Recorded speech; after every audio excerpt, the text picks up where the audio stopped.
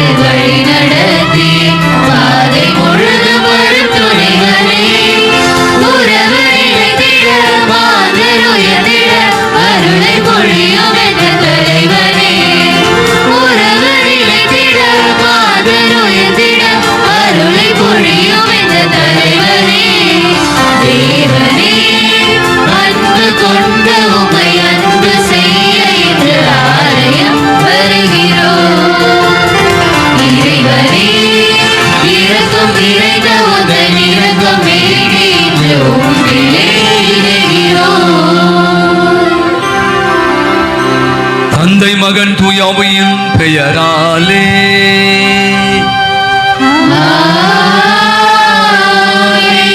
ஆண்டவரும் தலைவருமாக ஆண்டவராகிய இயேசு கிறிஸ்துவின் அருளும் கடவுளின் அன்பும் தூயாவையின் தோழமையும் உங்கள் அனைவரோடும் இருப்பதாக.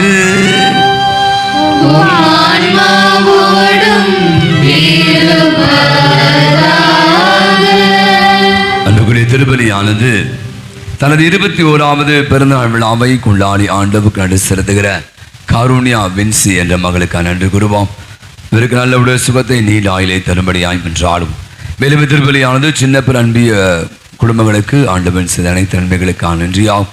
NC செல்வராஜ் பாத்திமா குடும்பத்தினர் நன்றி பலியாகும். அற்புதராஜ் குடும்பத்தினர் நன்றி பலியாகும். அகஸ்டின் டேசி ராணி தங்கள் திருமண ஆண்டின் 18வது திருமண ஆண்டு விழாவை கொண்டாடி ஆண்டவர் கண்டு செலுத்துகிறார். அவர்களுக்கு குடும்பத்தையும் நிறைவாக ஆஸ்வதிக்குமாறு நாம் அவர்களுக்காக ஜெபித்து இப்பலியை ஒப்புக் கொடுப்போம். மேலும் திருப்பலியானது ஃபெலிக்ஸ் ஜேக்கப் அவர் தேர்வில் நல்ல மதிப்பெண் பெற்று வெற்றி பெற்றதற்காக நன்றி பலியாகவும் ஒப்புக் கொடுக்கப்படுகிறது. மேலும் திருப்பலியானது மரிய ஜெசிகா கிறிஸ்டா ஜஸ்டின் உடல் சுகம் வேண்டி சிறப்பான கருத்துக்காக நாம் ஜெபித்து பலியை ஒப்புக் கொடுப்போம். வெளிபலியானது உலகிலே வாழ்ந்து மறைத்து போன இன்னாசி முத்து அந்தோணி சாமி விசுவாசம்மாள் சகாயம் மேரி ரீட்டா மேரி அமல்ராஜ் ஆகியோருடைய ஆண்மையிலை பாட்டுக்காக நாம் ஜெபித்து கொடுப்போம். அதனை ஆன்மாக்களுக்கும் ஆண்டவன் நேற்று இலைப்பாற்றை தரும்படியாய் வென்றாள். அன்புகளே, இன்று பொது காலத்துடைய 13வது ஞாயிறை நாம் கொண்டாட குழுவி வந்திருக்கிறோம். இன்றைய வாசகங்கள் மிக அழகான ஒரு கருத்தை நம் முன்பாக வைக்கிறார். கடவுள் மீது நம்பிக்கை கொண்டவர்கள் நடமடைந்தார்கள். இதற்கான விஷயத்தை தான் இன்னைக்கு நாம சிந்திக்க இருக்கிறோம். பல நேரங்கள் நம்முடைய அன்றாட வாழ்வில் மனிதனுக்குரிய மிகப்பெரிய ஒரு போராட்டம் தன்னை மட்டும் நம்புவது. எனக்கு பெரிய அறிவு இருக்கு, கை நிறைய காசு இருக்கு, பெரிய பெரிய ஆள் இருக்காங்க அப்படிலாம். ஆனால் உடல் சுகம் குன்றி போகிற போது அவன் உடைந்து போகிறான். கையில் இருக்க காசோ பெரிய ஆட்களோ கூட வந்து உதவி செய்வதில்லை. கடைசியில் எங்க வரான் அப்படின்னா இங்க வரான். அதுதான் இன்னைக்கு யாயீர் என்ற மிகப்பெரிய அந்த தலைவன், ஜெபக்கூட தலைவன், தான் ஒரு பெரிய ஆளாக இருந்தாலும் கடைசியில் இயேசுவிடம் வந்து நீர் தொட்டால் போதும் என் மகன் குணமடைவான் என்று சொல்கிறான். கண்களை மூடுவோம். நீ நாம அதிகமாக சிந்திப்ப வசனங்கள் மிக அழகாய் சொல்கிறார். யாரை நம்பணும்? கடவுளை மட்டும் நம்பணும். அந்த கடவுளை நம்பாத நேரங்களுக்காக, நம்மை மட்டுமே நம்பி வாழ்ந்த தருணங்களுக்காக மனவருந்தி மன்னிப்பு வேண்டுவோம். நாம் பாட வேண்டிய பாவ மன்னிப்பு பாடல். இயேசுவே என் தெய்வமே, மனம் இறங்கும். இயேசுவே என் தெய்வமே, என்மேல் மனம் இறங்கும். எல்லோருமாக இணைந்து இயேசுவே என் தெய்வமே, என்மேல் மனம் இறங்கும். நான் பாவம் செய்தேன், உம்மை நோக செய்தேன். நான் பாவம் செய்தேன், உம்மை நோக செய்தேன். உம்மை தேடாமல் வாழ்ந்து வந்தேன். உம்மை தேடாமல் வாழ்ந்து வந்தேன். என்னை மன்னியும் தெய்வமே, என்னை மன்னியும் தெய்வமே. இயேசுவே என் தெய்வமே,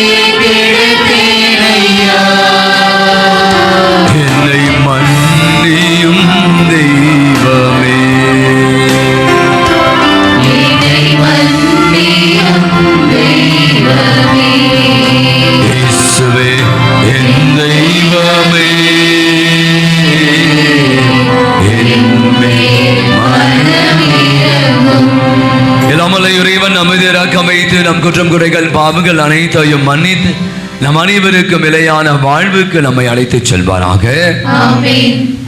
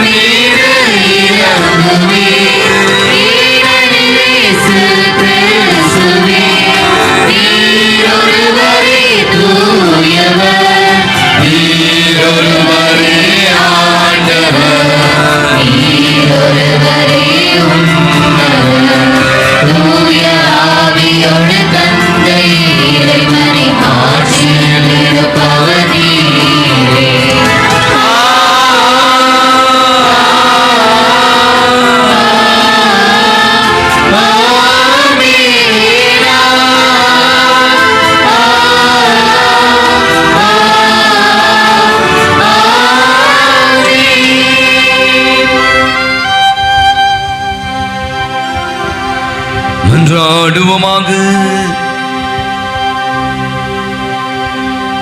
எல்லாம் வல்ல இறைவா, உமது அருளால் உம் பிள்ளைகளாக தேர்ந்தெடுக்க பெற்ற நாங்கள் ஒளியின் மக்களாக இருக்க நீர் விரும்புகின்றீரே.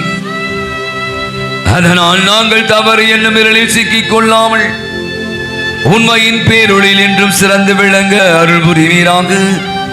உமோடு என்றென்றும் வாழ்ந்து ஆட்சி செலுத்துகிற அவர் வழியாகவே உமை மன்றாடுகிறோம்.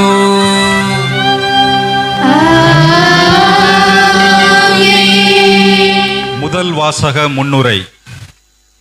ஊடகங்கள் தரும் உலகையும் விவிலியம் தரும் உலகையும் இணைத்து சிந்திக்கும் போது இந்த உலகை ஒரு சுடுகாடாய், கல்லறை தோட்டமாய் நாம் அடிக்கடி எண்ணத் தோன்றுகிறது. இந்த சுடுகாட்டின் மத்தியில், கல்லறை தோட்டத்தின் நடுவில் கவிதை வரிகளாய் இன்றைய முதல் வாசகம் ஒலிக்கிறது. கடவுள் மனிதர்களை அழியாமைக்கென்று படைத்தார். தம் சொந்த இயல்பின் சாயலில் அவர்களை உருவாக்கினார். ஆனால் அழகையின் பொறாமையால் சாவு உலகில் நுழைந்தது என்பதுதான் இவ்வரிகள். முதல் வாசகமாக வரும் சாலமோனின் ஞானம் இப்பகுதியை கவனமுடன் கேட்போம். முதல் வாசகம். அழகியின் பொறாமையால் சாவு உலகில் நுழைந்தது. சாலமோனின் ஞான நூலிலிருந்து வாசகம். அதிகாரம் 1, இறைவசனங்கள் 13 முதல் 15 வரை மற்றும் அதிகாரம் 2, இறைவசனங்கள் 23 24 வரை. சாவை கடவுள் உண்டாக்கவில்லை. வாழ்வோரின் அழிவில் அவர் மகிழவில்லை.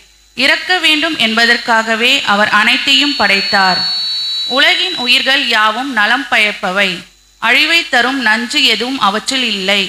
கீழுலகின் ஆட்சி மண்ணுலகில் இல்லை, நீதிக்கு இறப்பு என்பது இல்லை. கடவுள் மனிதர்களை அழியாமைக்கென்று படைத்தார், தம் சொந்த இயல்பின் சாயலில் அவர்களை உருவாக்கினார். ஆனால் அழகின் பொறாமையால் சாவு உலகில் நுழைந்தது, அதை சார்ந்து நிற்போர் இறப்புக்கு உள்ளாவர். இது ஆண்டவர் வழங்கும் அருள்வாக்கு. இறைவனுக்கு நன்றி.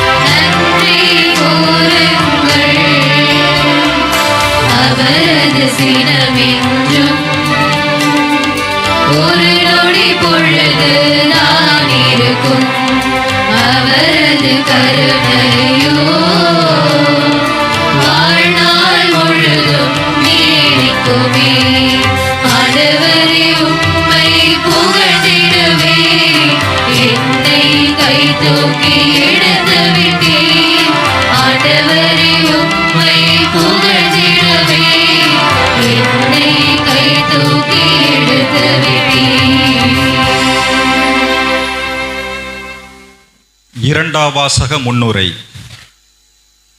இன்றைய இரண்டாம் வாசகத்தில் சேமிப்பை பற்றியும் பகிர்வை பற்றியும் திருத்தூதர் பவுலடியார் மிகுதியாக சேகரித்தவருக்கு எதுவும் மிஞ்சவில்லை, குறைவாக சேகரித்தவருக்கு எதுவும் குறைவுபடவில்லை என்று மறைநூலில் எழுதியுள்ளது அன்றோ என்ற எடுத்துக்காட்டுடன் இயேசுவின் அன்பை அழகாக எடுத்துரைக்கின்றார். இயேசு அவர் செல்வராயிருந்தும் ஏழையானார், அவருடைய ஏழ்மையினால் நாம் செல்வராகுமாறு இவ்வாறு செய்தார். பவுலடியாரின் இக்கருத்துக்களை நாம் உள்ளங்களில் பதிவு செய்வோம். இரண்டாம் வாசகம். இப்பொழுது உங்களிடம் மிகுதியாய் இருக்கிறது, அவர்களுடைய குறையை நீக்குங்கள். திருத்தூதர் பவுல் கொரிந்தியருக்கு எழுதிய 2ஆம் திருமுகத்திலிருந்து வாசகம். அதிகாரம் 8, திருவசனங்கள் 7, 9 மற்றும் 13-15 வரை. சகோதர சகோதரிகளே, நம்பிக்கை, நாவன்மை, அறிவு, பேரார்வம் ஆகிய அனைத்தையும் மிகுதியாக கொண்டிருக்கிறீர்கள். எங்கள் மேல் நீங்கள் கொண்டுள்ள அன்பும் பெருகி கொண்டு வருகிறது. அதுபோல் இந்த அறப்பணியிலும் நீங்கள் முழுமையாய் ஈடுபட வேண்டும். நம் ஆண்டவர் இயேசு கிறிஸ்துவின் அருள் செயலை அறிந்திருக்கிறீர்களே. அவர் செல்வராய் இருந்தும் உங்களுக்காக ஏழையானார். அவருடைய ஏழ்மையினால் நீங்கள் செல்வராகுமாறு இவ்வாறு செய்தார். மற்றவர்களின் சுமையை தணிப்பதற்காக நீங்கள் துன்புற வேண்டும் என்று நாங்கள் சொல்லவில்லை. மாறாக எல்லாரும் சமநிலையில் இருக்க வேண்டும் என்றே சொல்கிறோம். இப்பொழுது உங்களிடம் மிகுதியாய் இருக்கிறது, அவர்களுடைய குறையை நீக்குங்கள். அவ்வாறே அவர்களிடம் மிகுதியாக இருக்கும்போது உங்கள் குறையை நீக்குவார்கள். இவ்வாறு உங்களிடையே சமநிலை ஏற்படும். மிகுதியாக சேகரித்தவருக்கு எதுவும் மிஞ்சவில்லை, குறைவாக சேகரித்தவருக்கும் எதுவும் குறைவுபடவில்லை என்று மறைநூலில் எழுதியுள்ளது அன்றோ? ஆண்டவர் வழங்கும் அருள்வாக்கு. இறைவனுக்கு நன்றி.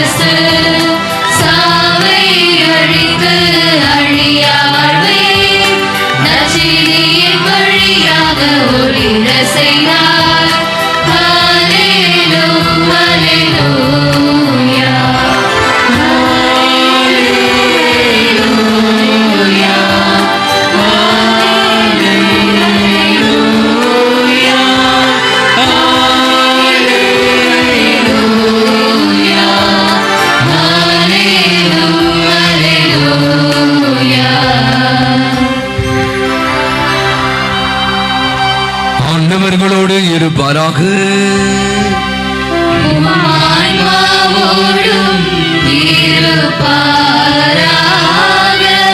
தூய மார்க்கு எழுதின செய்தியிலிருந்து வாசகம்.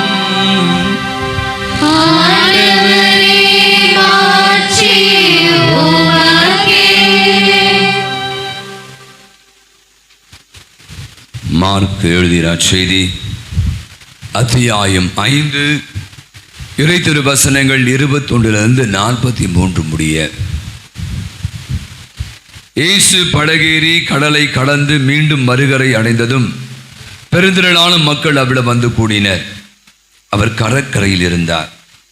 தொழுகை கூட தலைவர் ஒருவன் ஆன யாயிர் என்பவன் வந்து அவரை கண்டு அவர் காலில் விழுந்து, என் மகள் சாகும் தருவாயில் இருக்கிறாள், நீர் வந்து அவள் மீதும் கையை வையும், அப்போது அவள் நலம் பெற்று பிழைத்துக் கொள்வாள் என்று அவரை வருந்தி வேண்டினார். இயேசுவும் அவருடன் சென்றார். பெருந்திரளான மக்கள் அவரை நெருக்கிக் கொண்டு பின்தொடர்ந்தனர். அப்போது 12 ஆண்டுகளால் இரத்தப்போக்கினால் வருந்திய பெண் ஒருவர் இருந்தார். அவர் மருத்துவர் பலரிடம் தமக்கு உள்ளதெல்லாம் செலவழித்தும் ஒரு பயனும் அடையாமல் மிகவும் துன்பப்பட்டார். அவர் நிலைமை வர வர மிகவும் கேடுற்றது. அவர் இயேசுவை பற்றி கேள்விப்பட்டு மக்கள் கூட்டத்துக்கிடையில் அவருக்கு பின்னால் வந்து அவர் மேல் ஆடையை தொட்டார். ஏனெனில் நான் அவருடைய மேல் ஆடையை தொட்டாலே நலம் பெறுவேன் என்று அப்பெண் எண்ணிக்கொண்டார். தொட்ட உடனே அவருடைய இரத்தப்போக்கு நின்று போயிற்று. அவரும் தம் நோய் நீங்கி நலம் பெற்றதை தம் உடலில் உணர்ந்தார். உடனே இயேசு தம்மிடமிருந்து வல்லமை வெளியேறதை தம்முள் உணர்ந்து மக்கள் கூட்டத்தை திரும்பி பார்த்து, என் மேல் ஆடையை தொட்டவர் யார் என்று கேட்டார். அதற்கு அவருடைய சீடர்கள் அவரிடம், இம்மக்கள் கூட்டம் உம்மை சூழ்ந்து நெருங்குவதைக் கண்டும் என்னை தொட்டவர் யார் என்கிறீரே என்றார்கள். ஆனால் அவர் தம் மேல் ஆடையை தொட்டவரை காணும் மாறு சுற்றிலும் திரும்பி பார்த்து கொண்டிருந்தார்.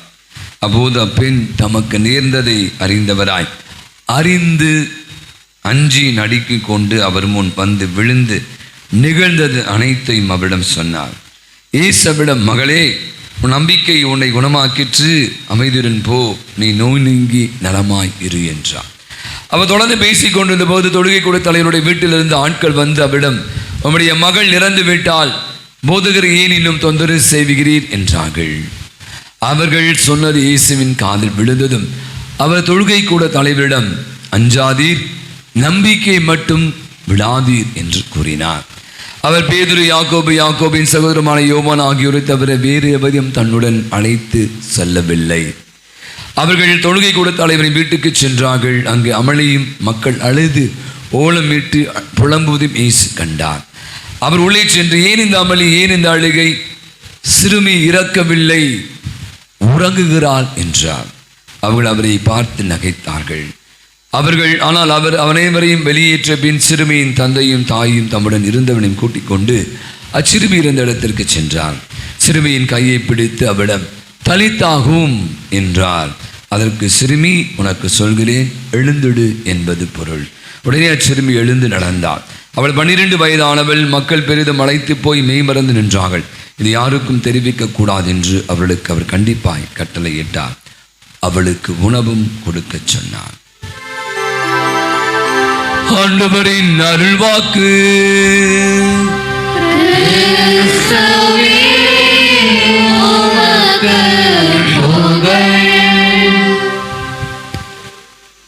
அது ஒரு மாலை வேளை. அந்த பள்ளியில வகுப்புகள் முடிந்து விட்டது. பிள்ளைகள் எல்லாம் வீடுகளுக்கு சென்று கொண்டிருக்கிற தருணம்.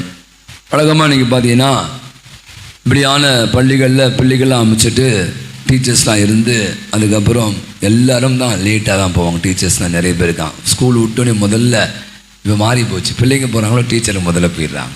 அப்படி இல்லை, மாறாங்க பிள்ளைகள்லாம் போயிட்டாங்களா அப்படின்னு பார்த்துட்டு மேபி அதுக்கப்புறம் எக்ஸாமு மற்ற டீச்சர்ஸ்லாம் மீட்டிங்லாம் போட்டு அதுக்கப்புறம் தான் வீடுகளுக்கு செல்வதை வழக்கமாக்கி கொண்டு இருக்கிறார்.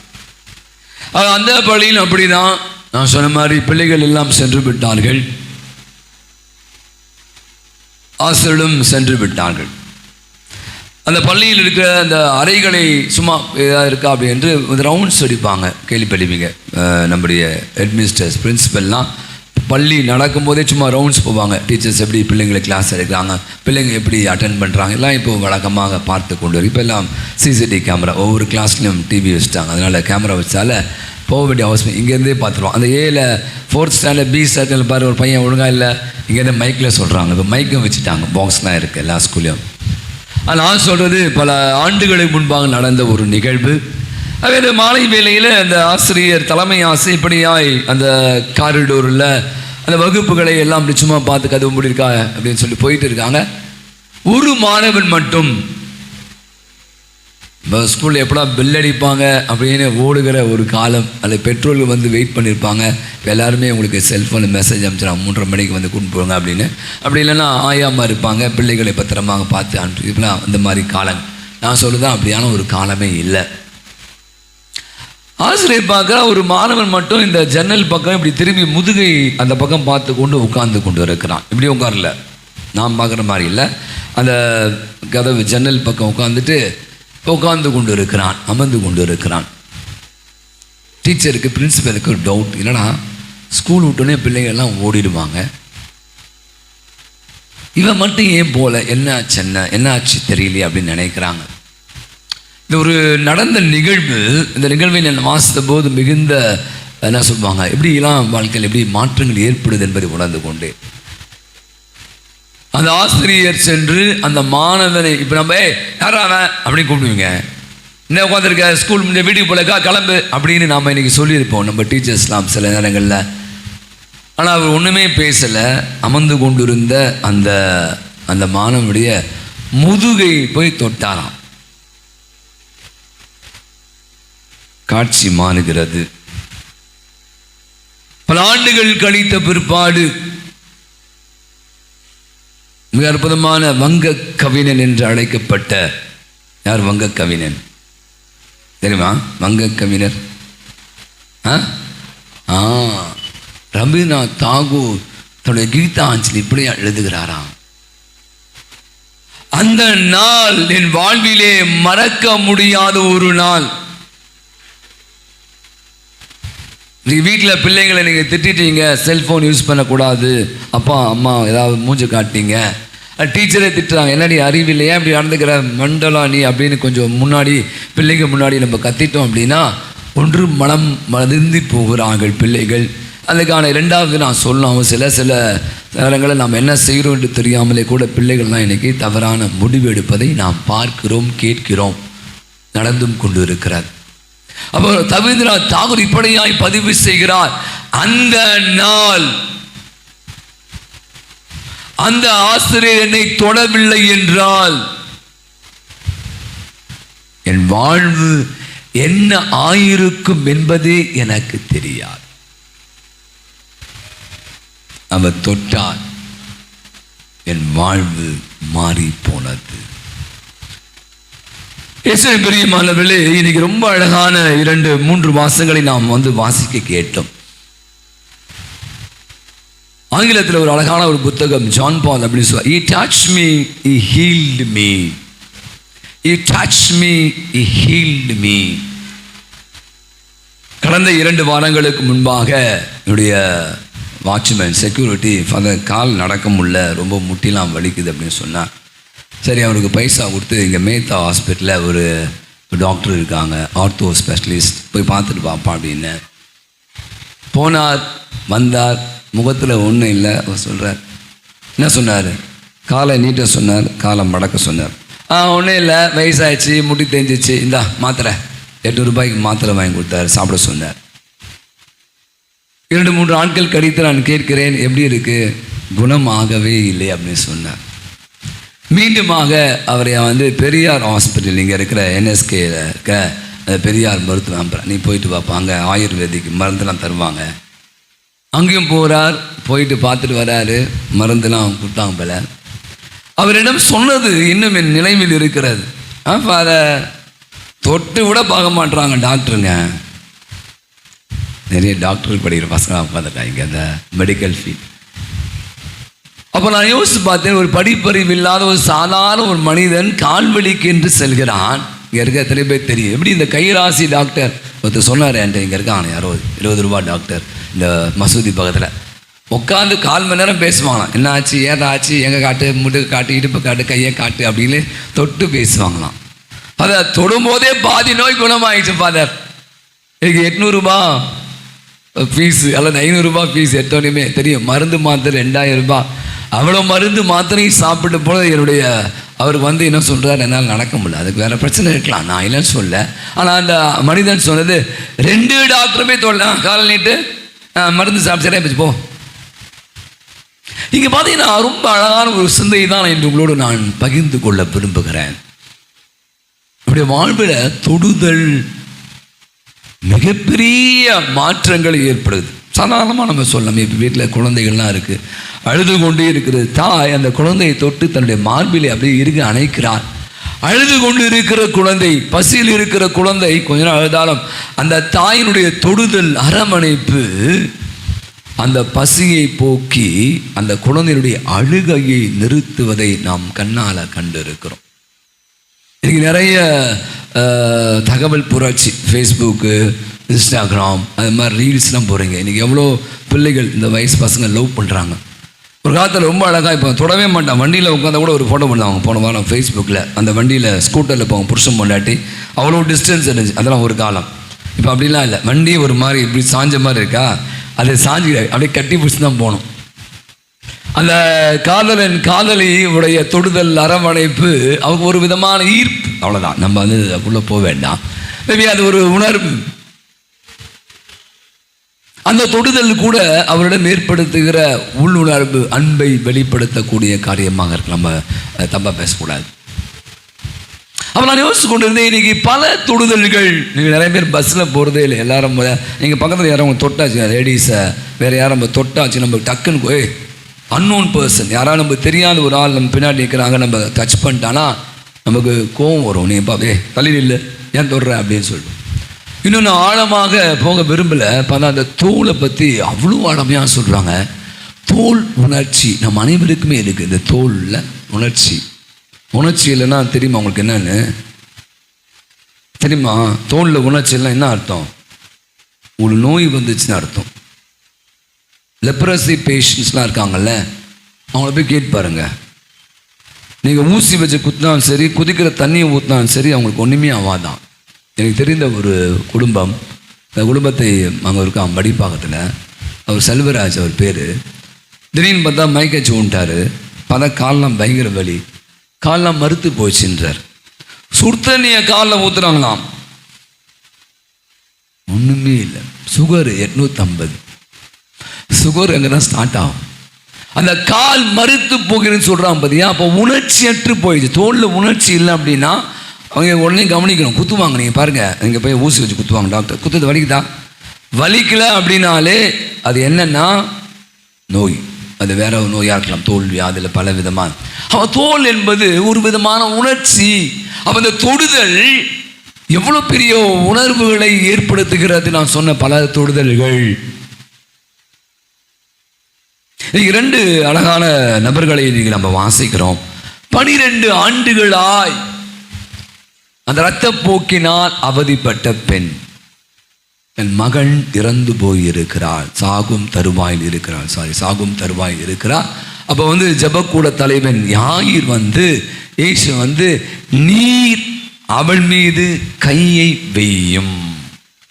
இங்க நான் அவருடைய ஆடையை தொட்டாலே குணமாகும். 2 விதமான தொடு. ஒரு பாருங்க, இவள் அவரை தொண்ணு அப்புறா, அவரை தொண்ணு ஆசைப்படுகிறா, குழந்தையை தொட வேண்டும் என்று ஆசைப்படுகிறான்.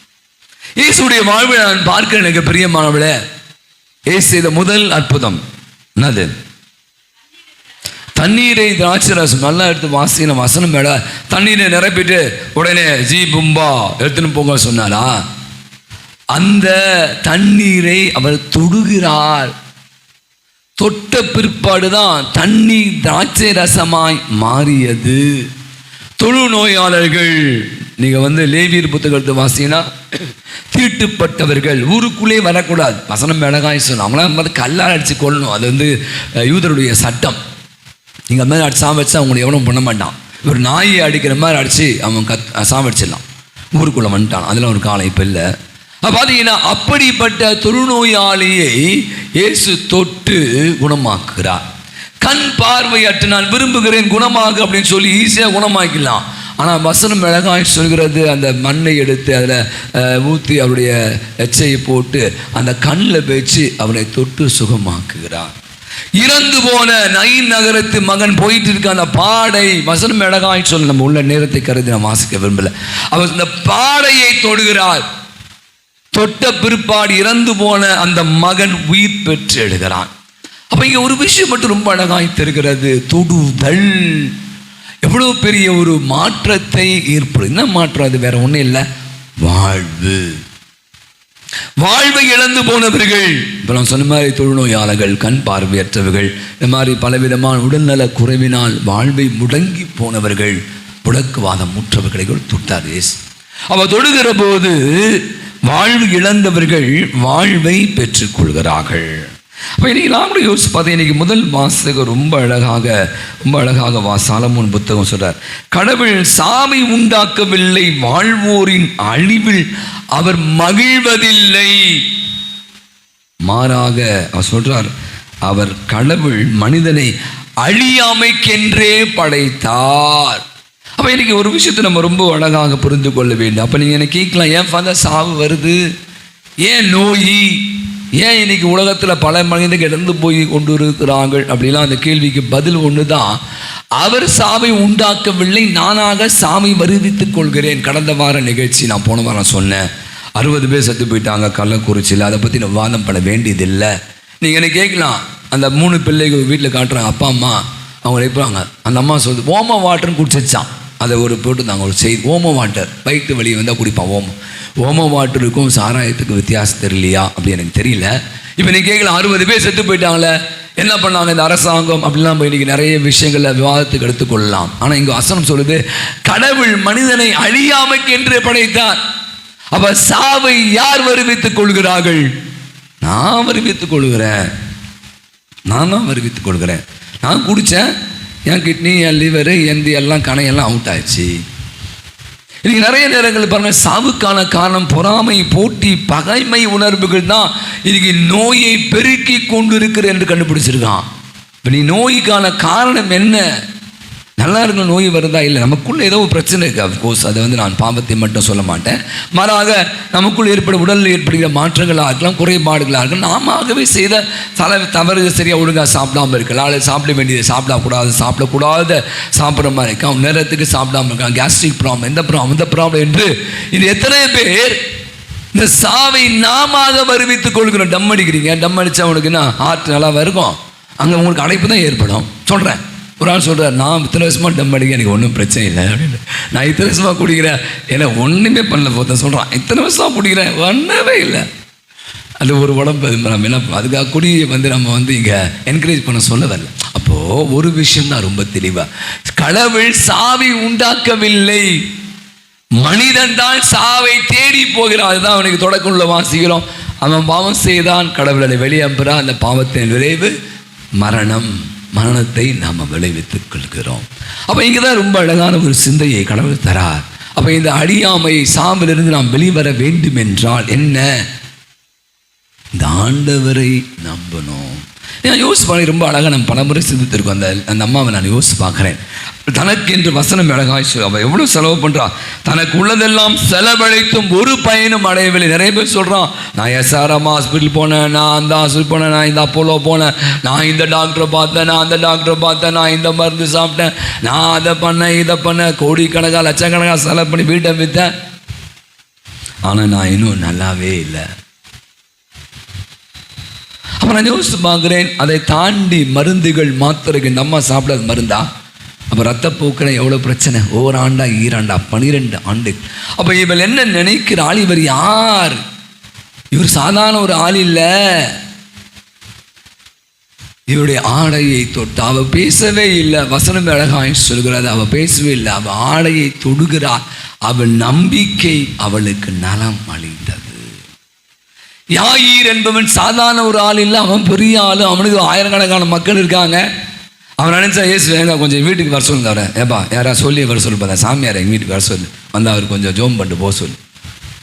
இன்னைக்கு நடக்குது இல்லை? ஆனால் அவன் சொல்கிறான், அவனையும் அவர்கிட்ட முழங்கால் படிட்டு அவனே சொல்கிறான், நீர் என் மகள் மீது கையை வைத்தால்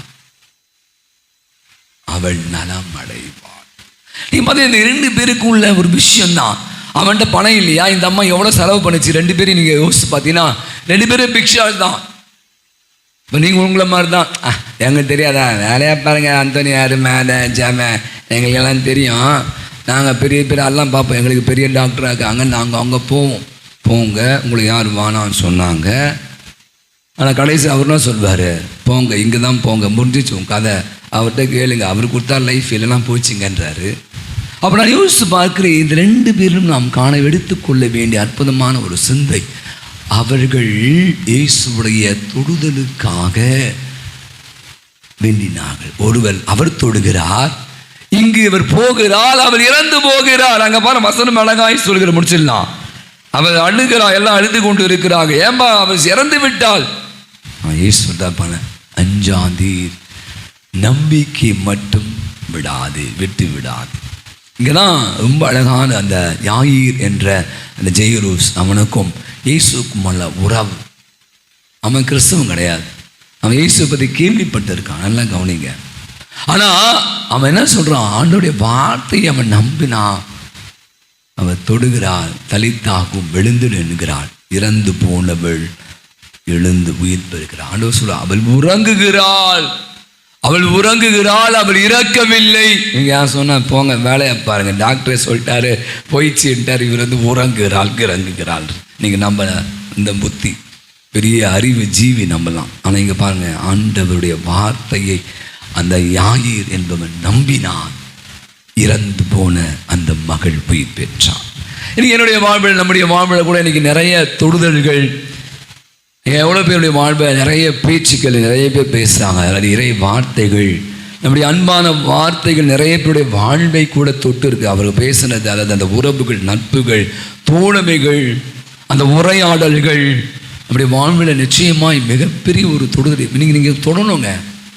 இன்னைக்கு காசு பணம் கொடுப்பது மட்டும் இல்லை. இன்னைக்கு நிறைய பேர் டச் மீ நாட் என்ன தொடாத, கையெல்லாம் வச்சிடாத, அவ்வளோதான், நான் வேற ஆள் அப்படின்னு சொல்லி ஒரு பந்தா பண்ணி கொண்டு இருக்க உலகில் இருக்கிறோம். பெற்றோர்கள் பிள்ளைகளோடு அரவணைப்பு, பிள்ளைகள் பெற்றோடு அந்த அன்பு உறவு தான். இன்னைக்கு நிறைய பிள்ளைகள் நம்ம இன்னைக்கு என்ன பண்ண தனியாக ஆகிக்கிட்டோம். இன்னைக்கு 2 வீடு, அப்பா அம்மா தனியாக ஒரு ரூமில், பிள்ளைக்கு ஒரு தனி ரூம். வெரி குட், நல்லது தான். அந்த தொடர்பை இன்னைக்கு இல்லாமல் போச்சு. நிறைய நேரங்களில் உறவுகளில் இல்லை. இன்னைக்கு ஆசிரியர் மாணவர்கள் வெறுமனே கல்வி கற்கிற படிச்சு போமா தான். நான் சொன்ன இந்த மருத்துவர்கள் அல்லது மருத்துவ துறையில் இருப்பவர்கள் கனிவான வார்த்தைகள். நல்லாயிடுவீங்க, கவலைப்படாதீங்க, நல்லாயிடுவீங்க, ஒன்றும் மாத்திரை சாப்பிடுங்க, நீங்கள் சீக்கிரம். இந்த மாதிரி எத்தனை பேர் பேசுவான் சொல்லுங்கள். போனோடனையும் உனக்கு அந்த 4வது ஸ்டேஜ் 3 மாதம் இருப்ப, நீ பொட்டுன்னு போயிடுவ. வாழ்கிறவங்க கூட பொட்டுன்னு போயிடுவான். ஒரு சின்ன நோயை கூட பெரிதுபடுத்தி அந்த டெஸ்ட் அடி, இந்த டெஸ்ட் அடி, அந்த பணம் இந்த பணம் அப்படி என்று பணத்தை பிடுங்கி வாழ்வை அழிக்கிற ஒரு காலகட்டத்தை நாம் வாழ்ந்து கொண்டு இருக்கோம். அப்போ இன்னைக்கு நாம் கேட்ட என்ற இறை வார்த்தை 3, கடவுள் வாழ்வு தருபவர். யோவான் நற்செய்தி 10:10 மிக அழகாய் சொல்லுது, என் ஆடுகள் வாழ்வை பெறும் பொருட்டு, அதுவும் நிறைவாக பெறும் பொருட்டு நான் இந்த உலகிற்கு வந்தேன் சொல். அப்போ வாழ்வு தருகிற ஆண்டவர் நம்ம சாவும் வேண்டும் எண்ணமே இல்லை. வசனம் மேடா, அவர் வாழ்வோரின் கடவுள், அவர் இறந்தோரின் கடவுள் அல்ல. அப்போ இங்கே இருக்கிற நீங்களும் நானும் வாழும். இதெல்லாம் ஒரு வாழ்க்கையில் சந்திக்க வேண்டிய பிரச்சனைகள் இருக்கலாம், மனப்பிரச்சனைகள். நான் சொன்னேன், அந்த ஆசிரியருடைய தொடுதல் ஒரு சாதாரண ஒரு மனிதனை, ஒரு மகனாக, ஒரு மாணவனை ரவீந்திரநாத் தாகூராக வங்கதேசத்தினுடைய கவிஞனாக உலகம் போற்றக்கூடிய கீதாஞ்சலி என்ற அற்புதமான நூலை எழுத முடிந்தது. இயேசு தன்னுடைய வாழ்வில் வார்த்தையால் மட்டும் போதிப்பவராக இருந்தால் இன்னைக்கு இயேசு இருந்திருக்க மாட்டார். அவர் ஒரு கடவுளா தன் போதனை அல்ல, வாழ்க்கையால் he touched and healed. தொட்டார், குணமாக்கினார். அவருடைய வார்த்தைகள் பரிவு கொண்டார், அவர் மீது இரக்கம் கொண்டார். வசனம் சொல்லுது, ஃபுல்லாக பைபிள் எடுத்து வாசா. இன்னைக்கு நீங்களும் நானும் கூட தொடணும் அவருடைய வாழ்வை. கோபமாக இல்லை, நான் சொன்ன கனிவான பார்வை, நம்முடைய வார்த்தைகள், நம்முடைய இருப்புகள். இருப்புனா உடன் இருப்புகள். இன்றைக்கி நிறைய நோயாளிகளாக இருக்காங்க. நீங்கள் ஒன்று போய் உட்காந்து 10 நிமிஷம் உட்காந்துவாங்க, அதுவே உங்களுடைய இருப்பு, உங்கள் உடன் இருப்பு நிறைய மாற்றங்களை ஏற்படும். நினைக்கிறேன் இன்னைக்கு ஆண்டவர் 2 பேர் தொடுறாங்க. நான் மீண்டுமாக வருகிறேன். அந்த 12 வருடங்களாக துன்புற்ற நோயுற்ற பெண்மணியை தொட்டால் அவள் நடம் அடைந்தாள். இயேசுவை தொட வேண்டும் என்று ஒருவர் விரும்பினான், இறந்து போனவள் உயிர் பெற்றது. இன்னைக்கு இயேசு ஆண்டவர் நம்மையும் தொடுகிறார்.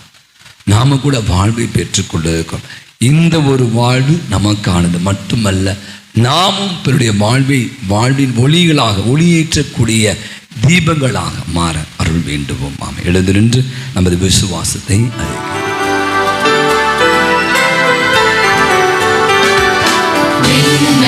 மண்ணையும் படைத்தவராம் கடவுள் ஒருவர் இருக்கின்றார். தந்தை மகன் தூய ஆவியாராய் ஒன்றாய் வாழ்வோரை நம்புகிறேன். தூய ஆவியின் வல்லமையால் இறைமகன் நமக்காய் மனிதரானார்.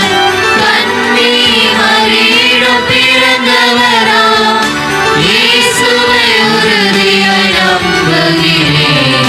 தாத்துவின் ஆட்சியில் பாடுபட்டார், சிலுவையில் இருந்து அடக்கப்பட்டார், 3ஆம் நாளில் உயிர் தெழுந்தார், இறப்பின் மீதே வெற்றி கொண்டார். விண்ணகம் வாழும் தந்தையிடம் அரியணை கொண்டு இருக்கின்றார்.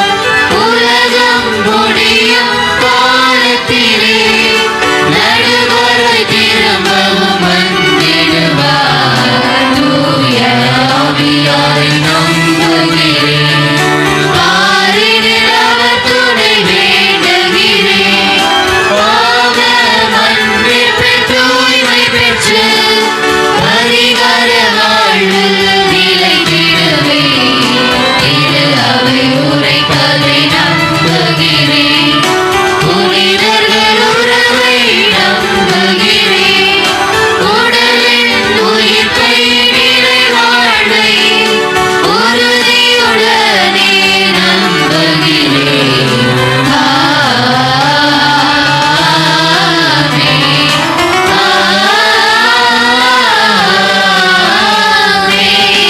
அஞ்சாதீர், நம்பிக்கை மட்டும் கைவிடாதீர் என்று இயேசு சொன்ன அந்த வார்த்தைகள் நம்முடைய வாழ்விலே கூட அநேக தேவைகள் இருக்கிறது.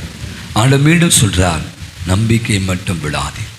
நம்பிக்கையோடு நம்முடைய தேவைகளை, மன்றாட்டுக்களை ஆண்டவர் பாதத்தில் எடுத்து, உயிரினும் மேலான பேரன்பு கொண்ட தந்தையே எம் இறைவா, எம் திருத்தந்தை பிரான்சிஸ், ஆயர்கள், குருக்கள், இருபால் துறவியர், பொதுநிலையினர் அனைவரும் இறையரசை அறிவிக்க தங்கள் வார்த்தையாலும் வாழ்க்கையாலும் சாட்சியம் பகர வேண்டும் என்று ஆண்டவரே உம்மை மன்றாடுகிறோம். ஆண்டவரே, எங்கள் மன்றாட்டை கேட்டருளும். எம் நம்பிக்கையின் நாயகனே, எம் இறைவா, எங்கள் குடும்பங்கள் அனைத்தையும் உம்மையே மையமாக கொண்டு முழு நம்பிக்கை வைத்து எங்கள் வாழ்க்கையை உமக்கு உகந்ததாக வாழவும் பிறர் அன்பில் சிறந்து விளங்கவும் நிலையான வாழ்வை பெற்றிட தேவையான அருள் வரங்களை அருளுமாறு ஆண்டவரே உம்மை மன்றாடுகிறோம். ஆண்டவரே, எங்கள் மன்றாட்டை கேட்டருளும். எல்லோருக்கும் தஞ்சம் தரும் எம் இறைவா, புலம்பெயர்ந்து துன்புறும் எல்லா நாட்டு மக்களையும் கண்ணோக்கி அருளும். அவர்களுக்கு அடைக்கலம் தரும் நல்ல உள்ளத்தையும் மனித நேயத்தையும் தந்து அம்மக்களை ஆதரிக்க உலக நாட்டு அரசியல் தலைவர்கள் முன்வரவும் வாழ்வும் வளமும் ஏற்றமும் பெற்றிட தேவையான அருள் வளங்களை அருளுமாறு ஆண்டவரே உம்மை மன்றாடுகிறோம். ஆண்டவரே, எங்கள் மன்றாட்டை கேட்டருளும். என்றும் உள்ள எல்லாம் வல்ல இறைவா, எம் இளையோர்கள் அனைவரும் படிப்பிலும் ஒழுக்கத்திலும் மனித மாண்பிலும் உன்னத இடத்தை பெற்றிடவும் அவர் தம் பெற்றோர்கள் முன்மாதிரியாக வாழ்ந்திடவும் ஆவியாரவரின் அன்பும் அருளும் நிறைவாய் பெற்றிட இறைவா உம்மை மன்றாடுகிறோம். ஆண்டவரே, எங்கள் மன்றாட்டை கேட்டருளும். அனைவரையும் ஆதரிக்கும் தந்தையே எம் இறைவா, ஏழைகள், கைவிடப்பட்டோர், ஆதரவற்ற அனாதைகள் ஆகியோரை கண்டு அவர்களுக்கு உதவிட தங்கள் உழைப்பாலும் பொருளாதார உதவியாலும் வாழ்வில் மகிழ்வும் உடல்நலமும் பெற்று அமைதியான வாழ்க்கையை பெற்றிட இறைவா உம்மை மன்றாடுகிறோம். ஆண்டவரே, எங்கள் மன்றாட்டை இதுக்காக நாம் மௌனமாக ஜெபிப்போம். சிறப்பாக உடல்நலம் கொண்டு இருப்பவர்கள், மருத்துவமனையில் அனுமதிக்கப்பட்டிருப்பவர்கள், நம்பிக்கையை தொலைத்தவர்கள் ஜெபிப்போம்.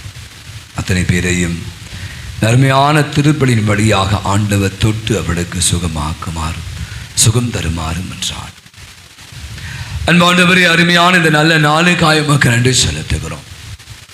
உமது வார்த்தைகள் வழியாக எங்கள் வாழ்வை தொட்டு கொண்டிருப்பவரை நாங்களும் கூட உண்மையில் அதிக நம்பிக்கை கொண்டு வாழவும் அதன் வழியாக எங்கள் வாழ்வுக்கு தேவையான அனைத்து நலன்களை பெற்றுக்கொள்ள அருள் புரிவீராக. எங்கள் ஆண்டவராகிய கிறிஸ்து வழியாய் உம்மை இறைஞ்சி மன்றாடுகிறோம். ஆமென். காணிக்கை பாடல். அனைவரும் அமருவோம்.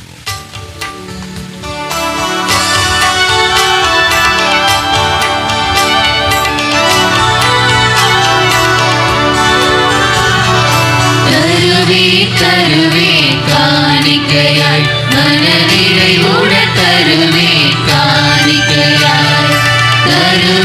தருவேன் காணிக்கையாய் மனநிறைவுடன் தருவேன் காணிக்கையாய். இன்னையில் தருவேன் ஏற்றிடவாய் புவி மகிழ்ந்திட மலர்ந்திட்ட மன்னவனே. இன்னையில் தருவேன் ஏற்றிடுவாய் புவி மகிழ்ந்திட மலர்ந்திட்ட மன்னவனே. தருவேன் காணிக்கையாய் மனநிறைவுடன் தருவேன் காணிக்கையாய்.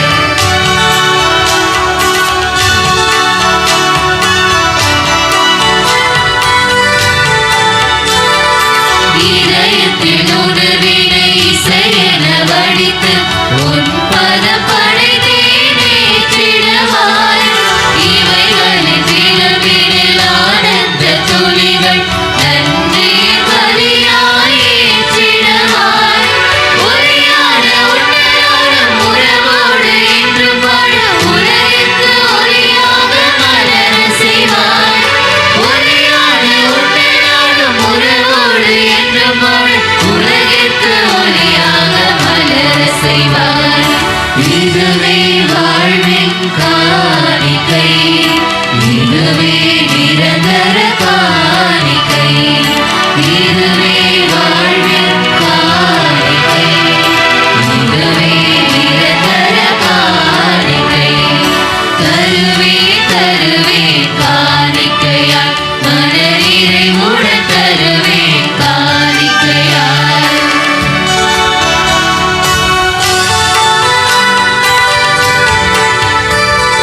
மலர்களின் மனமுடன் மகரந்த தேன்துளி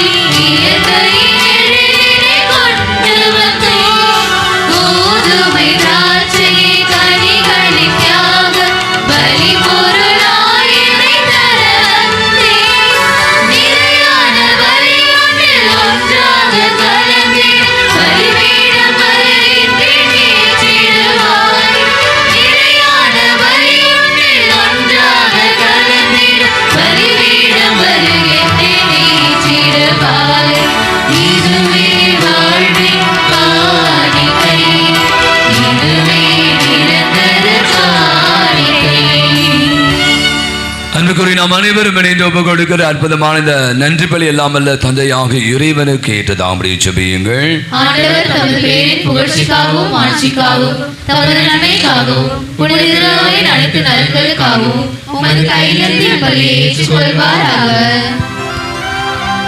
இறைவா, நீரே அருள் கூர்ந்து ஏற்பாடு செய்யும் மறை நிகழ்வுகள் எங்களுக்கு நற்பயன் அளிக்க உமை வேண்டுகிறோம்.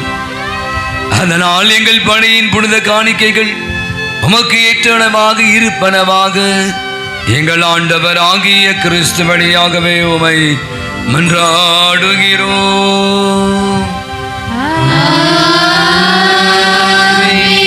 ஆண்டவர் உங்களோடும் இருப்பாராக.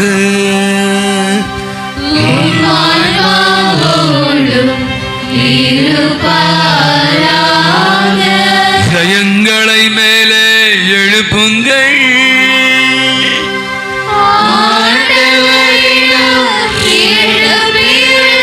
நாம் இறைவனாகிய ஆண்டவருக்கு நன்றி கூறுவோம்.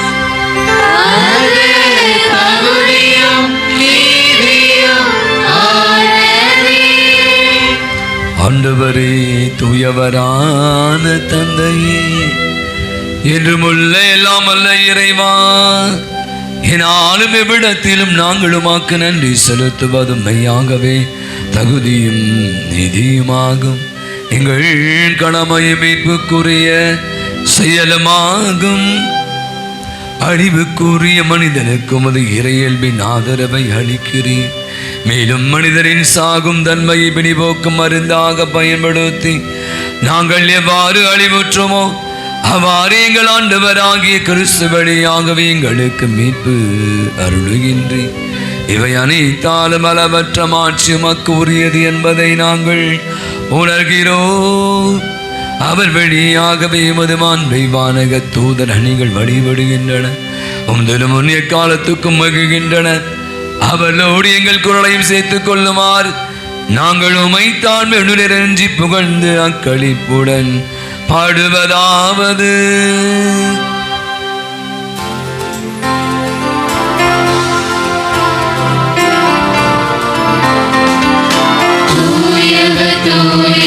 தூயவரே, வான்படைகளின் கடவுளாகிய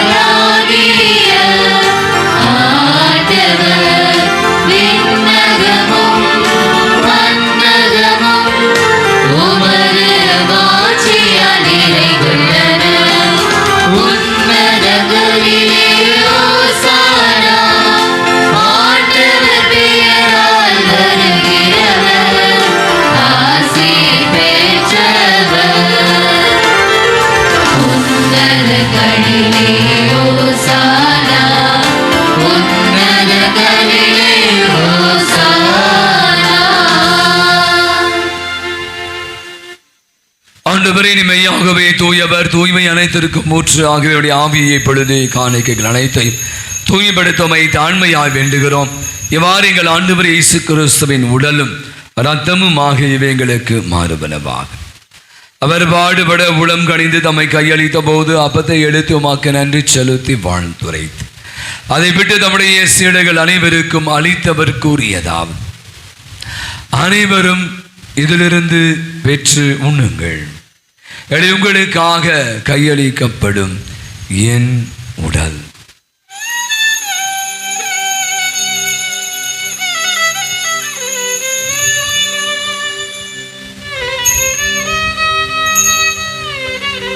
அவனுமே இரவு விருந்தை அருந்திய பின்பு கிண்ணத்தை எடுத்து மீண்டும் நன்றி கூறி நம்முடைய சீடர்கள் அனைவருக்கும் அளித்தவர் கூறியதாம்: அனைவரும் இதிலிருந்து பெற்று பருகுங்கள், இதில் புதிய நிலையான உடன்படிக்கை கூறிய இரத்தத்தின் கிண்ணம்.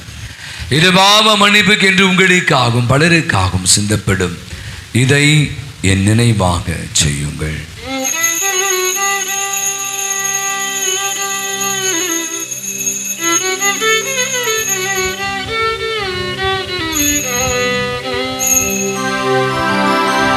நம்பிக்கையின் மறைபொருள்.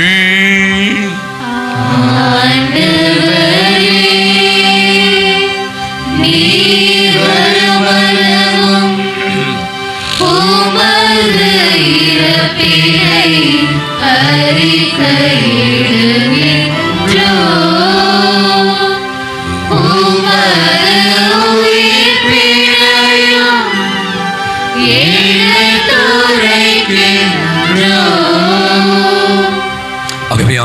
நாங்கள் கிறிஸ்துடைய இறப்பிலே உயிர்ப்பின் விளைவு கூர்ந்து வாழ்வதரும் அப்பத்தையும் மீட்பளிக்கும் கிண்ணத்தை மக்கு ஒப்புக் கொடுக்கிறோம். உம் திருமணம் என்று மக்கு ஓடியும் புரிய தகுந்தவனை ஏற்றுக்கொண்டிருமை கண்டி செலுத்துகிற மேலும் கிறிஸ்து உடலிலும் மத்தத்திலும் பங்கு கொள்ளும் எங்களை தூய ஆவியான ஒன்று சேர்க்க வேண்டும் என உம்மை தாழ்மையுடன் வென்றான். நம் அனைவரும் கண்களை மூடுவோம். இந்த ஜூன் மாதத்தினுடைய இந்த கடைசி நாள் 30ஆம் தேதி, இந்த மாதம் முழுவதுமாய் ஆண்டவர் நமக்கு செய்த அநேக நன்மைகளுக்காய் நன்றி செலுத்தும். அதுவும் சிறப்பாக இன்று நாம் கேட்ட இந்த இறை வார்த்தை இயேசுவுடைய தொடுதல் எவ்வளவு பெரிய மாற்றத்தை கொண்டு வந்திருக்கிறார். வாழ்விழந்தவர்கள் வாழ்வை உரிமையாக்கி கொண்டார்கள். சத்தவர்கள், சாகும் தருவாயில் இருந்தவர்கள், பலவிதமான உடல் நோயினால் பாதிக்கப்பட்டிருந்தவர்கள் நலமடைந்தார்கள் என்று வசனம் மிக அழகாய் சொல்கிறார். இதோ இங்கே கூட நம்முடைய அநேகர் ஆண்டவர் பாத அப்படி ஒரு நம்பிக்கையோடு இருக்கிறோம். பலவிதமான உடல்நல குறைவுகள் இருக்கலாம், மருந்து மாத்திரைகள் நாம் அதிகமாக சாப்பிட்டு கொண்டிருந்தாலும், பல மருத்துவர்கள், பல மருத்துவமனைகள், பல லட்சங்களை, பல ஆயிரங்களை நாம் செலவழித்து கொண்டிருந்தாலும் கூட இன்னும் நலமும் சுகமும் கிடைக்காமல் மனதளவிலே உடல் அளவிலே நாம் தோய்ந்து போயிருக்கிறோம். இந்த பெண்ணை நாம் என்று கண் முன்பாக கொண்டு வரும். அவருடைய ஆடையின் விளிம்பை நான் தொட்டாலே சுகமாவேன் என்று சொன்னார். தொட்டால் நலம் அடைந்தான். இயேசுவே நீ தொட்டால் போதும், என் உடல் எல்லாம் அற்புதம் காணும். இயேசுவே நீ சொன்னால் போதும், என் உடம்பெல்லாம் சுகமாய் மாறும்.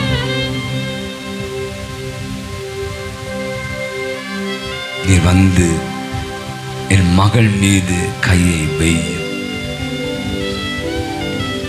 இறந்தவள் உயிர் பெற்றடைகிறான். தலித்தாகும், எழுந்துடு, நான் உனக்கு சொல்கிறேன் என்று இயேசு நம்மையும் கூட ஆண்டவரை தொட வேண்டும் என்று நாம் நம்மை ஒப்புக் கொடுப்போம். அது உடல் நோயாக இருக்கலாம், மனநோயாக இருக்கலாம், பல பிரச்சனைகளாக நம்முடைய மூளையை, நம்மளுடைய மனதை வருத்துகிற காரியங்களாக இருக்கலாம். அந்த ஆசிரியருடைய தொடுதல் அந்த மாணவனை மிகப்பெரிய ஒரு மாணவனாக மாற்றியது. நம்முடைய வாழ்வில் கூட ஆண்டவருடைய தொடுதல் நிச்சயமாய் நம்பிக்கை விதைக்கிறார். நம்பிக்கையோடு நாம் அவரை தொடுகிற போது நாம் நலமாகிறோம், சுகமாக. சேர்ந்து பாடலாம் 4 வரிகள். இயேசுவே நீ தொட்டால் போதும், என் உடல் எல்லாம் அற்புதம் காணும். இயேசுவே சொன்னால் போதும், என் மனமெல்லாம் சுகமாய் மாறும். ஆராதனை ஆராதனை ஆராதனை ஆராதனை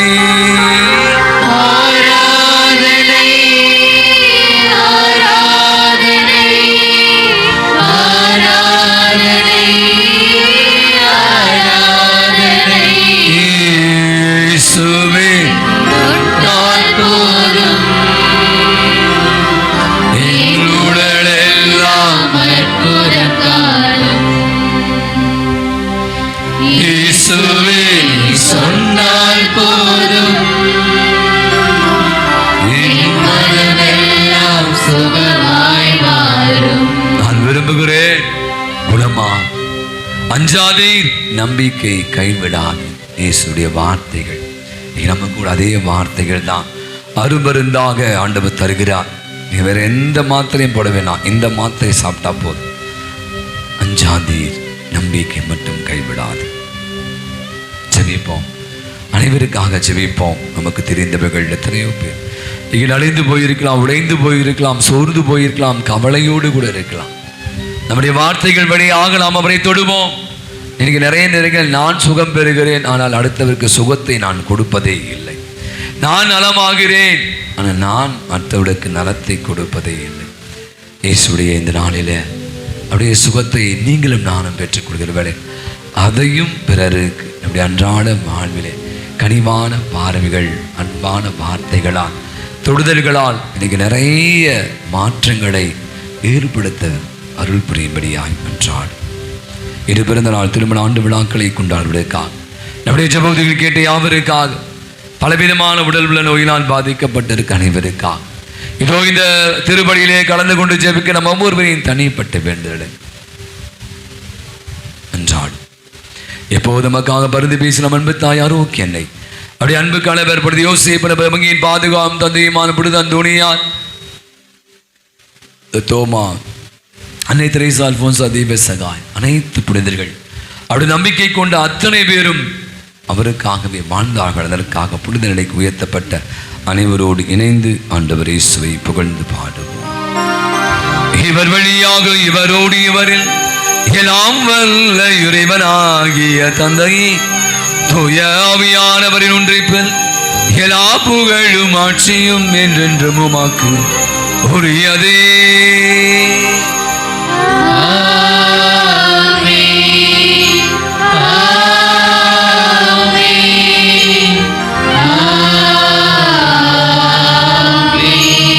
ஆண்டவர் கற்பித்த அற்புதமான ஜெபத்தை நாம் கரங்களை விரித்து கண்களை மூடி பக்தியோடு ஜெபிப்போம். விண்ணுலகில் இருக்கிற எங்கள் தந்தையே, உமது பெயர் தூயதென போற்ற பெறுக, உமது ஆட்சி வருக, உமது திருவுள்ளம் விண்ணுலகில் நிறைவேறுவது போல மண்ணுலகிலும் நிறைவேறுக. எங்கள் அன்றாட உணவை இன்று எங்களுக்கு தாரும். எங்களுக்கு எதிராக குற்றம் செய்வோரை நாங்கள் மன்னிப்பது போல எங்கள் குற்றங்களை மன்னியும். எங்களை சோதனைக்கு உட்படுத்தாதேயும், தீமையிலிருந்து எங்களை விடுவித்தருளும். ஆண்டவரே, தீமை அனைத்து விடுவித்து எங்கள் வாழ்நாளில் அமைதியை கனிவோடு என்றால் இரக்கத்தின் உதவியால் நாங்கள் பாவத்திலிருந்து எப்போது விடுதலை பெற்று யாதொரு கலக்கமில்லாமாய் இருப்போமா. நாங்கள் எதிர்நோக்கி இருக்கிற பேரின்பத்திற்காக மீட்பராக இயேசு கிறிஸ்துவின் வருகைக்காகவும் காத்திருக்கின்றோம். ஆண்டவராக இயேசு கிறிஸ்துவை அமைதியை உங்களுக்கு விட்டு செல்கிற அமைதியை உங்களுக்கு அளிக்கிறேன் என்று திருத்தூதருக்கு முடிந்தவரே, எம் குற்றங்களை, குறைகளை, பாவங்களை, பலவீனங்களை பாராமல் ஆண்டவரே உம்முடைய பாத தண்டையிலே வந்து குடிவிருக்கிற விசுவாசத்தை, நம்பிக்கையை கண்ணோக்கிப்பார். எங்க இருக்கிற எங்கள் யாவருக்கும், எங்கள் குடும்பத்துக்கும், பங்கு சமூகத்திற்கும், நாட்டிற்கும், உலகத்திற்கும் அமைதியும், நிம்மதியும், ஒற்றுமையும், சமாதானத்தையும், நிறைவையும், மகிழ்வையும், இரக்கத்தையும், மன்னிப்பை, சுகத்தையும், நலத்தையும் தந்தோட திருவிழம் கொள்வீரா. என்றென்றும் வாழ்ந்து ஆட்சி செலுத்துகின்றவர் நீரே. ஆண்டவருடைய அமைதி உங்கள் அனைவரோடும் இருப்பதாக. ஒருவருக்கு ஒருவர் ஆண்டவர் நேசர் அன்பின் அமைதியை மகிழ்வோடு பகிர்ந்து கொள்வோம். உலகின் பாவங்களை போக்கும் இறைவனின் செம்மறியே, எங்கள் மேல் இரக்கமாயிரும். உலகின் பாவங்களை போக்கும் இறைவனின் செம்மறியே, எங்கள் மேல் இரக்கமாயிரும். உலகின் பாவங்களை போக்கும் இறைவனின் செம்மறியே, எங்களுக்கு அமைதியை அளித்தருளும். ஆண்டவராக இயேசு கிறிஸ்து உயிருள்ள இறைவனின் திருமகனை தந்தையின் திருவிழப்படி தூய் ஆவியை ஒத்துழைப்பார். உமது இறப்பின் வழியாக உலகிற்கு வாழப்பிடித்தவரை இந்த புனிதமிக்க உடலால் மதத்தால் எல்லா விதமான குற்றங்கிருந்தும் தீமை அனைத்துங்களை விடுவித்து நாங்கள் என்றும் உடைய கட்டளைகளை கருத்துணிக்க செய்தலும் நாங்கள் ஒருபோதும் உம்மை விட்டு பிரிய விடாதேயும். இதோ நம் ஆண்டவராக இயேசு கிறிஸ்து இவரே உலகினுடைய பாவங்களை எல்லாம் போக்குகிற இறைவனின் செம்மறி. இவரை தொட்டவர்கள் நலமடைந்தார்கள், இவர் தொட்டவர்கள் சுகமடைந்தார்கள். இன்று நம்முடைய வாழ்வை தொடுவதற்காக தன்னையே விருந்தாய் படைக்கிறார், விருந்துக்கு அழைக்கிறார். அழைக்க பெற்றிருக்கிற அனைவருமே பேறு பெற்றோர்.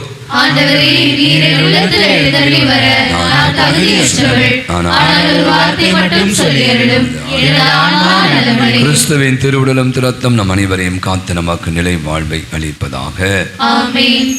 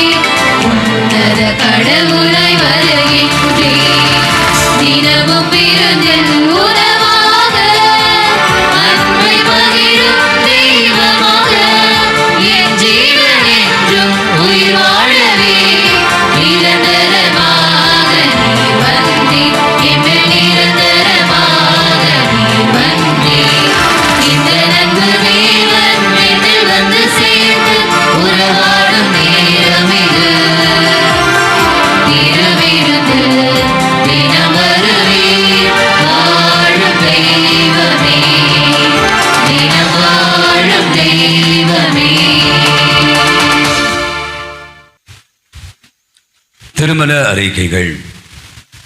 நமது பங்கைச் சேர்ந்த தந்தை தருமன், தாய் சுனிலா, இவரின் மகன் உதயகுமார் என்பவருக்கும், நமது சென்னை மயிலை மறை மாவட்டம் ஜிகிஎம் காலனி பங்கைச் சேர்ந்த தந்தை பாஸ்கரன், தாய் விஜயகுமாரி, இவரின் மகள் புவனேஸ்வர் என்பவருக்கும் திருமணம் நிச்சயிக்கப்பட்டு இது 2வது அறிக்கை. நமது பங்கைச் சேர்ந்த தந்தை சந்தனசாமி, தாய் ஜெபமாலி, இவரின் மகன் ஆனஸ்ராஜ் என்பவருக்கும், வேலூர் மறை மாவட்டம் கங்கப்பட்டு பங்கைச் சேர்ந்த தந்தை சர்வதாஸ், தாய் சகாயம் மேரி, இவரின் மகள் சந்தியா என்பவருக்கு திருமணம் நிச்சயிக்கப்பட்டு இது 2வது அறிக்கை. இத்திருமணம் ஏதேனும் தடையிருப்பதாக தெரிய வந்தால் பங்கு தந்தைக்கு அறிவிக்க வேண்டியது உங்களுடைய கடமை. அன்பானவர்களே, இன்று பொது காலத்தினுடைய 13வது ஞாயிறு, வருகின்ற 2ஆம் தேதி மாதத்துடைய முதல் செவ்வாய்க்கிழமை அன்று காலை 6:30 மணிக்கு திருப்பலியும், அன்று 11 மணிக்கு சிறப்பு திருப்பலியும் நற்கருணை ஆசிரும் நேர்ச்சியமும் வழங்கப்படும். அன்று மாலை 5:45 மணிக்கு ஜெபமாலை, 6 மணிக்கு தேர்பவனி, அந்தோனியாவுடைய அலங்கரிக்கப்பட்ட தேர்பவனியும், அதைத் தொடர்ந்து சிறப்பு திருப்பலியும் குணமளிக்கும் வழிபாடும் நேர்ச்சி உணவும் வழங்கப்படும். இந்த நாளை வழிநடத்த நம் மத்தியிலே அருள் தந்தை மரிய அந்தோணி பூந்தமல்லி தூய நெஞ்ச குருமடத்தினுடைய பேராசிரியர். இந்த நான் ஒவ்வொரு முறையும் அறிவித்துக் கொண்டிருப்பது தான் இந்த முதல் செவ்வாய்க்கிழமை நம்முடைய பங்கை தேடி அநேகர், நமது பங்கு மக்கள் இல்லை அநேகர் நமது பங்கை தேடி வந்து கொண்டு இருக்கிறார்கள். அதுவும் குறிப்பாக இந்த காலையில் பார்த்தீங்கன்னா ஒரு 350-400 பேருக்கு நாம் வந்து உணவளித்து கொண்டு இருக்கிற மேய்ச்சை உணவு. அவ்வாறு மாலையில் ஒரு 800-850 பேருக்கு உணவு. யார் கொடுக்குறா காசு? பங்குசாமியாரா? இல்லை. உதவி பங்குயா? இல்லை. மாறாக பல நல்ல உள்ளங்கள். நமது பங்கை மட்டும் சாதாவும் பல பங்கிலிருந்து சின்ன நகர், கோல்டு, ஜானகர், ஆயனப்பாக்கம், பூந்தமல்லி இப்படின்று பல பங்கிலிருந்து பலர் இதற்காக முன் வந்து அவர் வேண்டிக் கொண்ட அநேக தேவைகளை பெற்றுக்கொண்டதனுடைய வெளிப்பாடாக இந்த ஒரு நேர்ச்சி உணவை கொடுத்து கொண்டிருக்கிறார். மீண்டுமாக நான் சொல்ல விரும்புவதுதான், நம்ம கூட நிறைய விஷயங்கள் செய்து கொண்டு இருக்கிறோம். நம்ம இணைத்து கொள்ள வேண்டும். இப்போ பிள்ளைகள் படித்து வேலைக்கு சென்றிருக்கலாம், திருமணம் ஆகியிருக்கலாம், குழந்தை பாக்கியத்திற்காக நீங்கள் வேண்டியிருப்பு கிடைச்சிருக்கும். இவ்வளோதான் கொடுக்கணும் அவ்வளோதான் கொடுக்கணும் அப்படின்னு நான் சொல்ல மாட்டேன். மாறாக உங்களால் முடிந்தது. நிறைய பேர் ஒருத்தர் வந்தால் ஃபாதர் என்னால் இவ்வளோ தான் முடியும் கொடுங்க. பல பேரை சேர்ந்து தான் அந்த உணவை வந்து நாம் கொடுத்து கொண்டு இருக்கிறோம். அப்போ நீங்கள் பார்த்தீங்கன்னா ஏன் இதை நான் இவ்வளோ சொல்கிறேன் அப்படின்னா, ஒவ்வொரு மாதமும் இதற்காக நம்ம சரியாக செலவு பண்ணணும். ஒரு 800 பேருக்கு சாப்பாடு போனால் கம்மியாக நாம் போட முடியாது. அதற்கான ஒரு பெருந்தொகையை நாம் செலவழிக்க வேண்டியிருக்கு. சில நேரங்கள் நல்ல குணங்கள், நல்ல குடும்பங்கள் அவங்களவே கொடுத்துட்றாங்க. சில நேரங்களில் ஒரு 3-4 பேர் சேர்ந்து கொடுக்க வேண்டிய வருகிறாங்க. எனவே நாம் மீண்டுமாக இது தொடர்ந்து நடைபெற வேண்டும். ஏன் இதை நான் சொல்கிறேன் அப்படின்னா, நீங்கள் பார்த்தீங்கன்னா இந்த திருப்பணிக்கு வருகிறவங்க இந்த சாமி சாப்பாடு அப்படின்னு சொல்கிறாங்க. உங்களை நிறைய பேர் தெரியும், எனக்கு தெரியும். இந்த சாமி சாப்பாடு வீட்டில் இருக்க நான் சொல்வேன் நோயாளிகளாக இருக்கலாம், அல்லது உடல்நலம் கொண்டவர்களாக இருக்கலாம், தாத்தா பாட்டியாக அப்பா அம்மாவுக்கு எடுத்துகிட்டு போகிறாங்க. அப்புறம் யோசிச்சு பார்ப்பேன், இந்த நம்பிக்கை அவங்க பாருங்கள் இப்போ இயேசுவை தொட்டா குணமாகிற மாதிரி இந்த சாப்பாடு அந்தோனியார் சாப்பாடு அவ்வளோதான், மர ஒன்றுமே. அந்தோனியார் சாப்பாடு அது என்ன கொஞ்சம் தான் இருக்கும். அந்த சாப்பாடை சாப்பிட்டா ஒரு நிறைவு, ஒரு சந்தோஷம், மகிழ்ச்சி. எனவே இது தொடர்ந்து நடைபெற வேண்டும். உடைய மேலான ஒத்துழைப்பை நல்குமாறு உங்களை அன்புடன் கேட்டுக்கொள்கிறேன். அவ்வாறே புதன்கிழமை பொழுது தோமா இந்தியாவின் திருத்தூதர் நமது சென்னை மயிலை மறை மாவட்டத்தின் பாதுகாவுடைய பெருவிழாவை கொண்டாடுகிறோம்.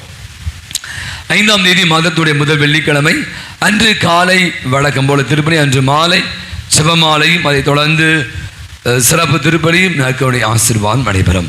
அவ்வாறே 6ஆம் தேதி மாதத்துடைய முதல் சனிக்கிழமை அன்று காலை திருப்பலியும், அன்று மாலை சிவமாலை, அணியுடைய சிறப்பு திருப்பலி, சிறப்பு திருப்பலி, நற்கருணை ஆசீர்வாதம் நடைபெறும்.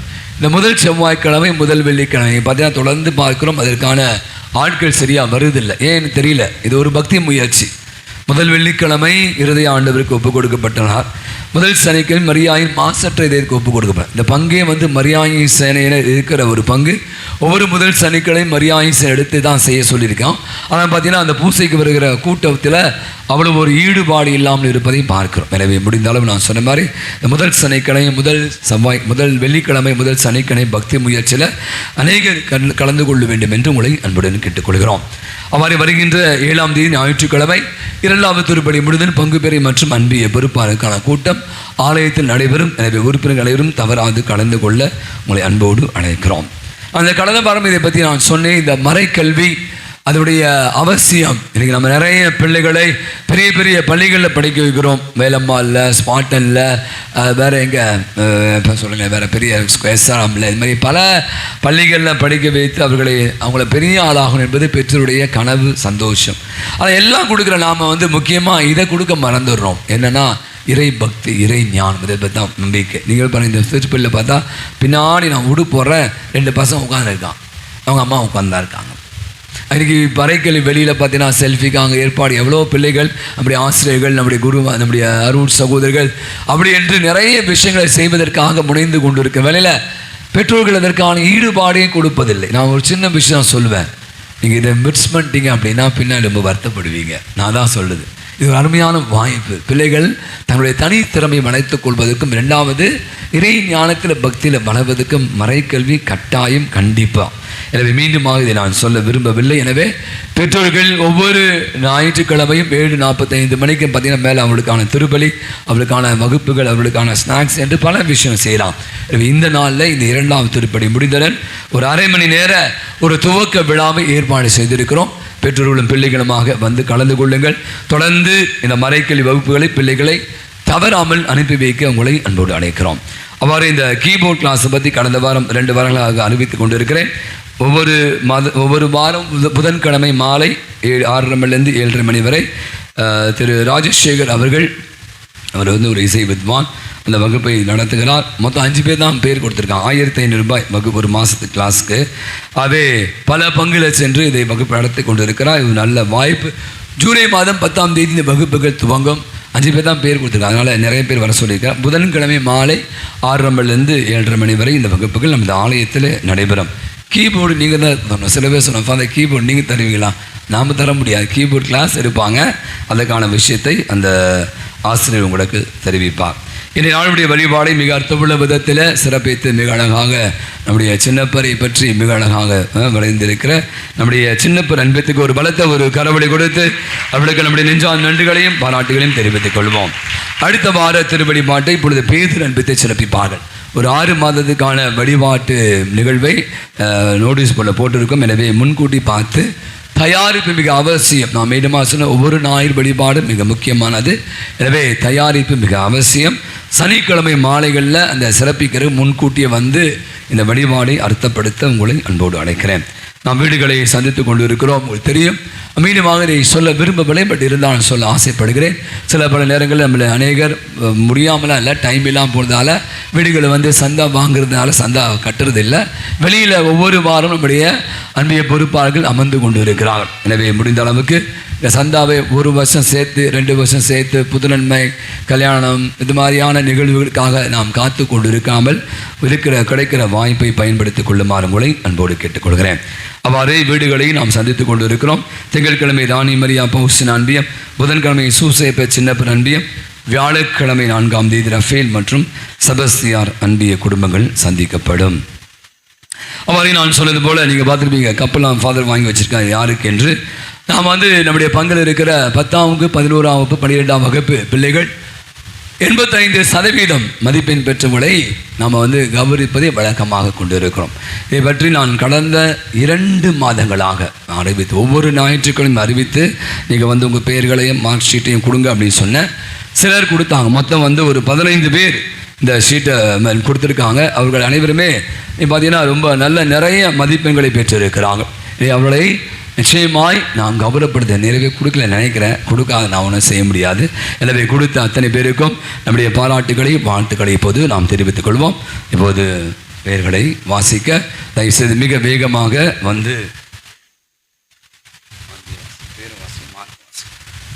பெயர்களை வாசிக்க அந்த பிள்ளைகள் பரிசுகையும் அதற்குரிய ஊக்கத்தொகையும் பெற்றுக்கொள்ள அன்போடு அழைக்கிறோம். வேகமாக உட்கார்ந்துலே கூட, சரியா? ஃபாஸ்ட்டாக வந்துடுங்க.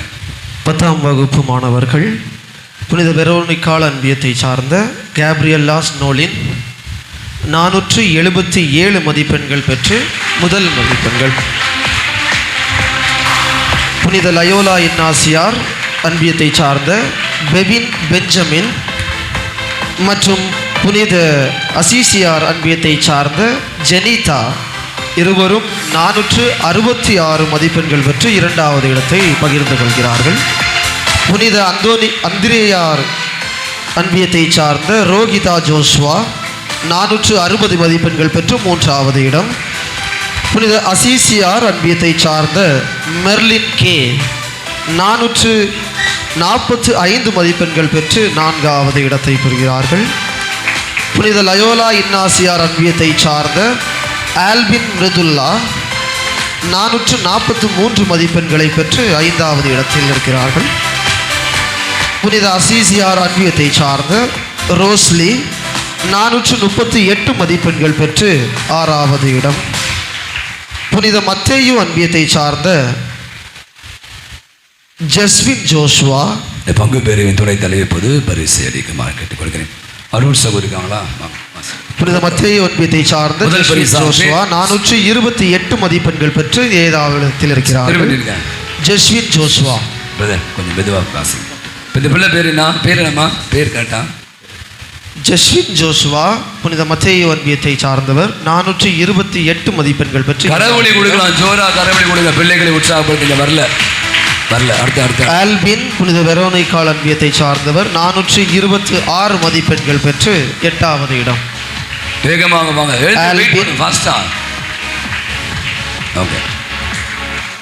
அனைத்து குழந்தைகளுக்கும் வாழ்த்துக்களும் பாராட்டுகளும். 11வது வகுப்பு. ஓகே சிஸ்டர் கொடுத்துட்டு வாங்க.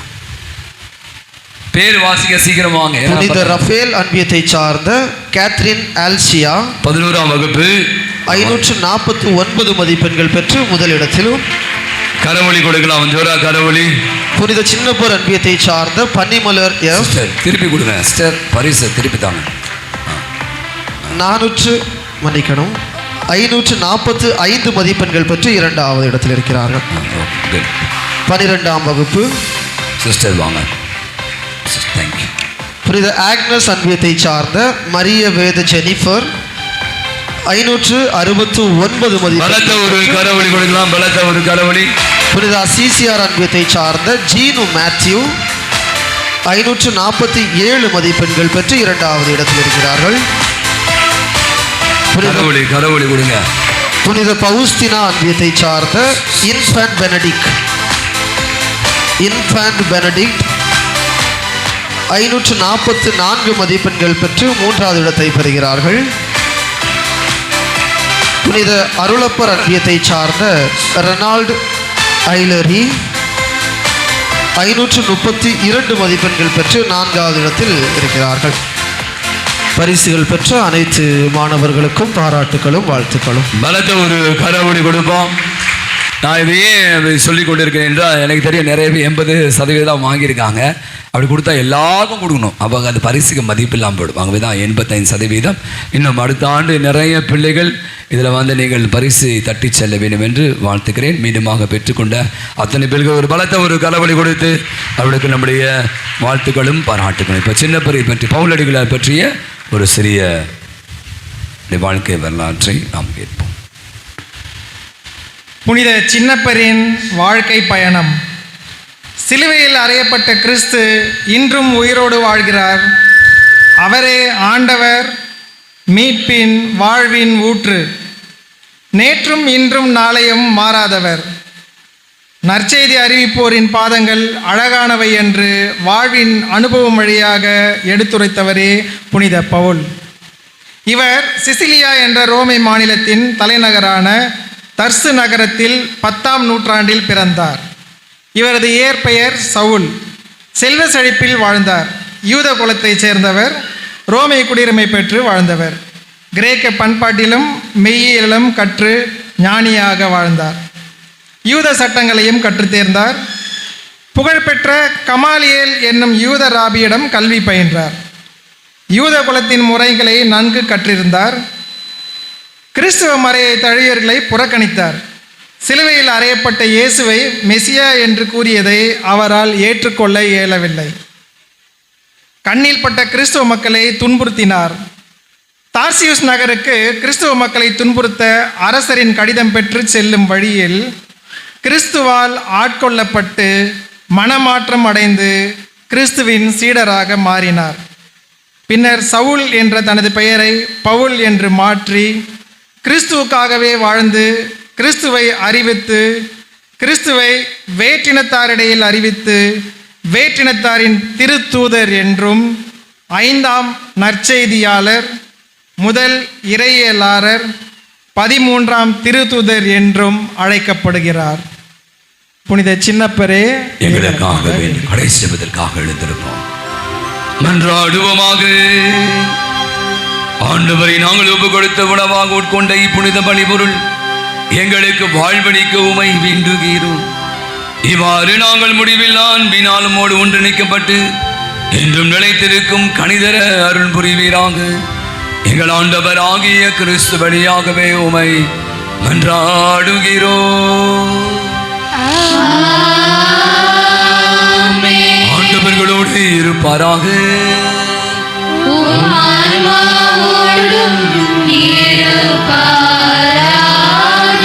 எல்லாமல்ல இறைவன் தந்தை, மகன், தூய ஆவி உங்கள் அனைவரையும் நிறைவாய் ஆசீர்வதிப்பாராக. சென்று வாழுங்கள். திருபலி நிறைவு பெற்றது.